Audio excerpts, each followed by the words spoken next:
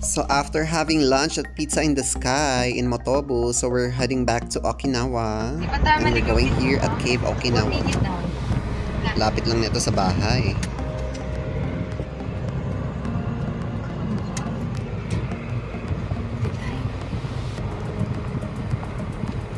Hanggang 5 o'clock lang stay. So we're going. So we're here now at Cave Okinawa. So syempre bibili muna tayo ng ating admission ticket using this high-tech machine. Okay. So pindutin lang tayo. So dahil may English instruction naman, just press the admission ticket and choose adult. Kung ilan kayo. 3 adults. So this is 1,200 yen each. Dahil tatlo kami, it's a total of 3,600. Insert mo lang yung money. Ano yung sukabing na hilo ng driver? Labas yung ticket at yung change. There. So, ibigay mo yan sa counter and bigyan ka ng guide map ni receptionist. Then, we're heading or starting now going to the entrance of the cave.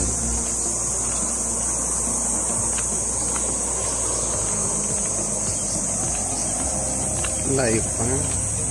Sabi na yung maglalakad pa eh.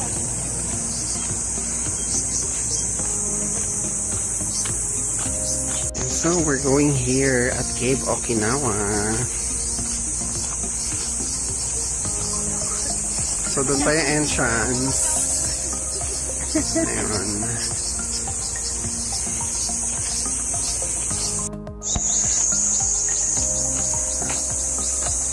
So yan, papasok na kami. Nakalimutan ko dalhin yung aking tripod or monopod or whatever you call it. So yun ang lamig na kuweba na nga ito. So entrance, may pailaw yung kuweba. So hindi siya ganun ka-dry kahit parang hinakawa-kawa na ng mga tao. Parang buhay pa rin. So, mga tumatulo. So, yan, hagdan. So, kahit hindi na kailangan ng guide.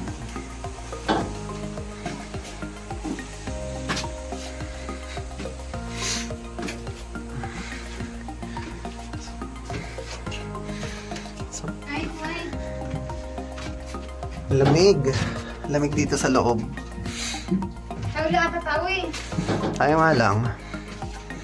Buhay pa yung kuweba kasi basa-basa pa yung ano. Kahit hindi siya makintab. Para siyang sa Palawan. Malamig sa loob. Malamig talaga sa loob ng kuweba kasi may tubig to eh. Naliligo ako.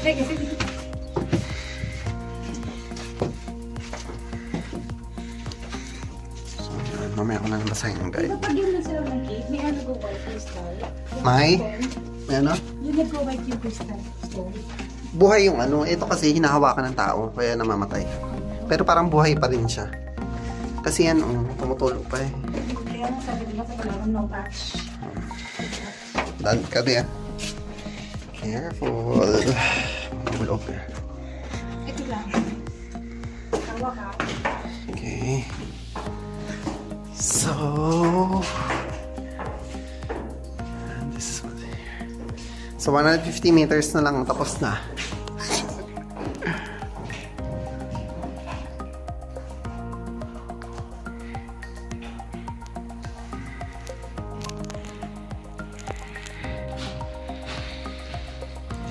Cave Okinawa.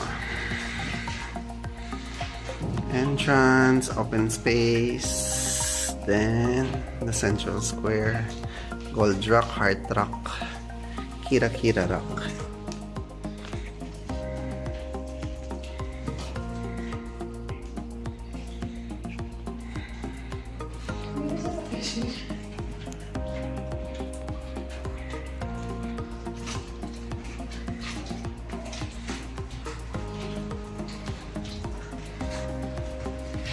Wala, iwanan ko kasi yung tripod eh. Ay, halika, picture ka na. Bibigyan na. Sige na.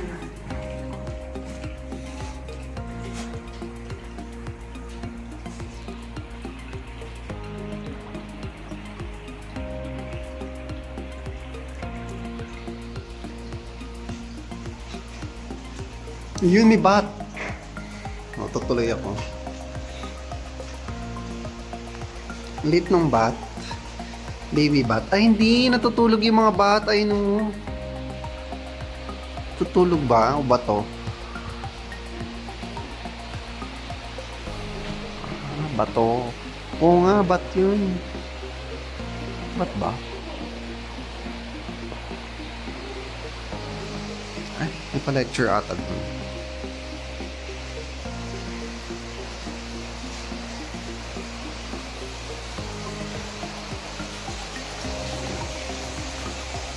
So may traffic. Let's wait, why?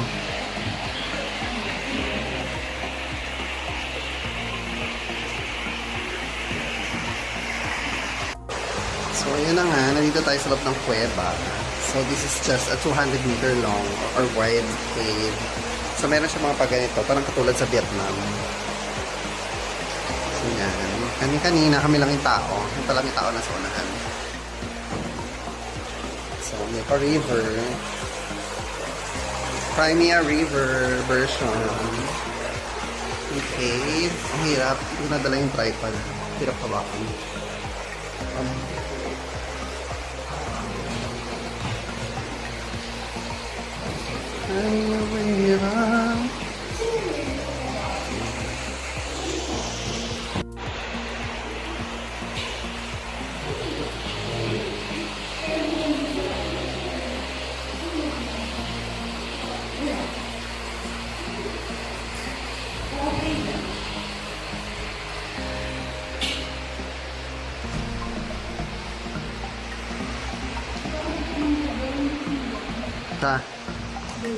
Eh, yan palabas eh.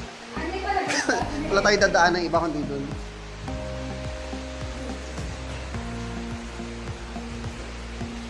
So, ito na yung photo spot.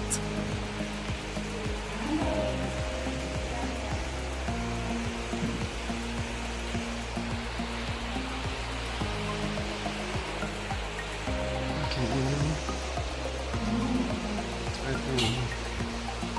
Kohaku-rock.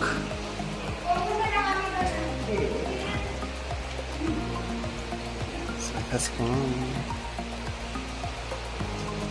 Saan pa lang ako spot to? Dito eh.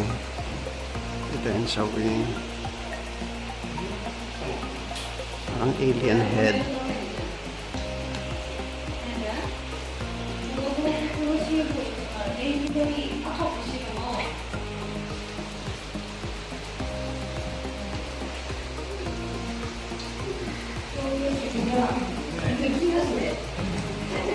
So yan, palabas na tayo.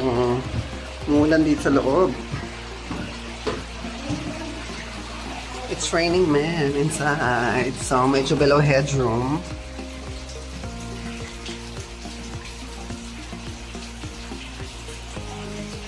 So medyo parang ma-appreciate mo siya kasi nga mailaw, maliwanag.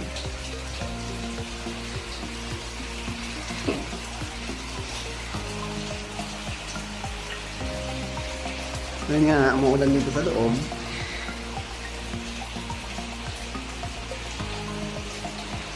At the end of this video, makikita niyo yung mga still photo.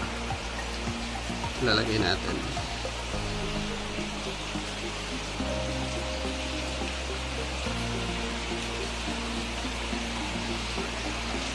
Ayan. So this big rock here is called the Gold Rock. Brimstone Pool. So, yan siya.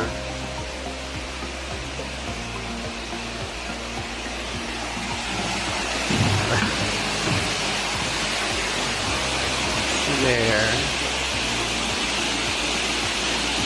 Parang may mukha.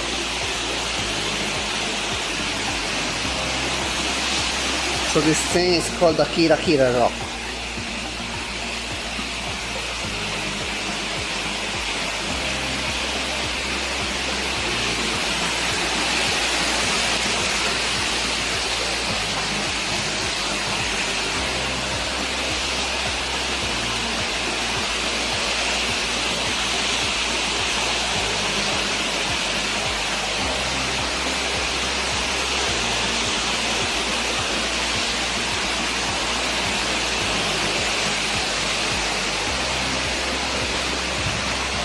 Dito pala yung photo. Okay, so let's have a photo.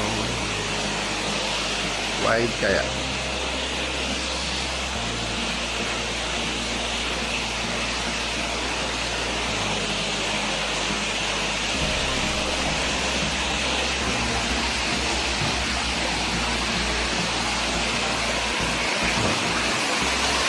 And another photo spot. I don't know.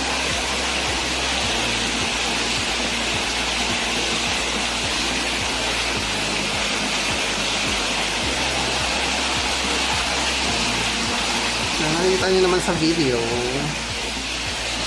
Mamaya ang photo still nasa dulo ng video. Medyo tatagalan natin para mas makita nyo. So yan, I think ito na yung ending. Paakyat na kasi yung stairs. Yan. Ang hirap yung pagkakahawak ko ng camera.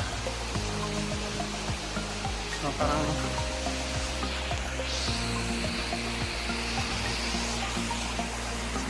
paakyat na.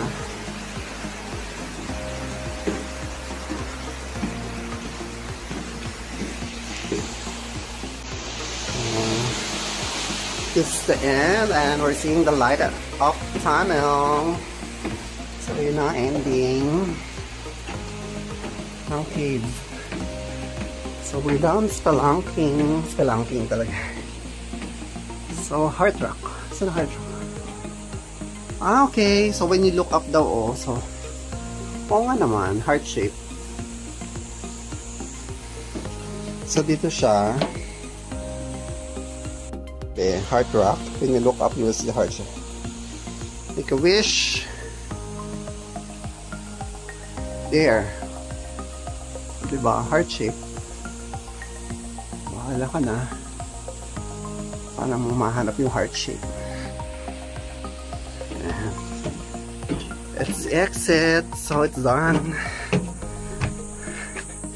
Diba? 1,200 yen na yun. Ganun-ganun lang.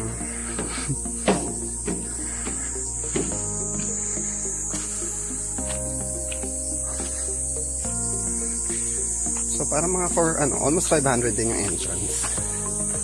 So yan, takit na. Mabalik na sa taas.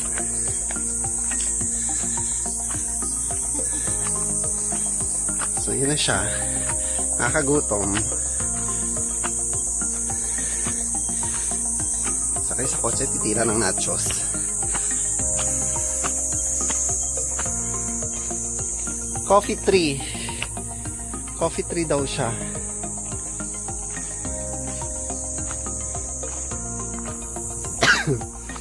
Yan, hingal. Tayo sa cave, kakanta na tayo ng hingal. Ang inabot ko ng piliting bumaba dito sa kuweba. Charot. Okay, so it's done.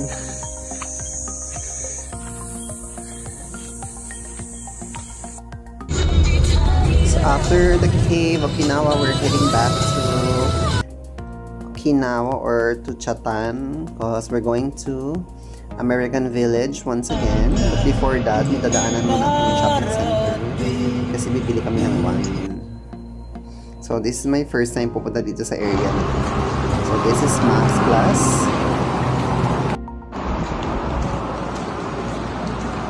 So ito ay parang Wilcon or parang DIY shop na sa Pilipinas. So gamit sa kitchen, sa bahay. And may mga wines dito. So we're buying wine now. Again for the second year. American Village. So this step island and we're going to watch the sunset in 30 minutes time. So doon mag-swimming doon banda sa kabilang side.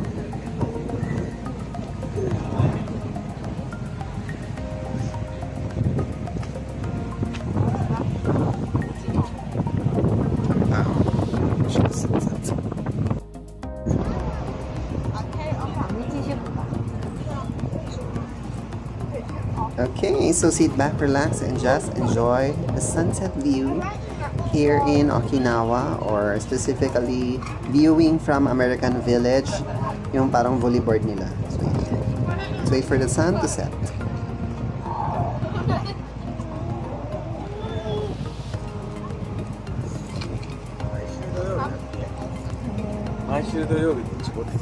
So, tong buong araw na to, we started from mula dun sa bahay. So, we drive going to dun sa may island, sa Cory Island. Then, we went to Motobu, dun sa bundok, para mag-lunch dun sa Pizza in the Sky. Then, we head back to the city. Tapos pumunta dun sa Cape Okinawa. So, after Cape Okinawa, so, we're back here in American Village for the sunset. Actually, nung arrival namin dito sa Okinawa, habulin sana namin to. Kaso nga, hindi na talaga kaya. Ay, oo, ate. Dali lang. Sabi ko, gusto niyo pala yun. Hindi na.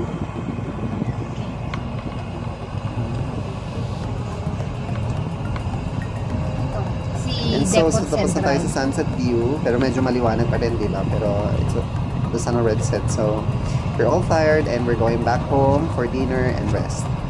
Thank you for watching.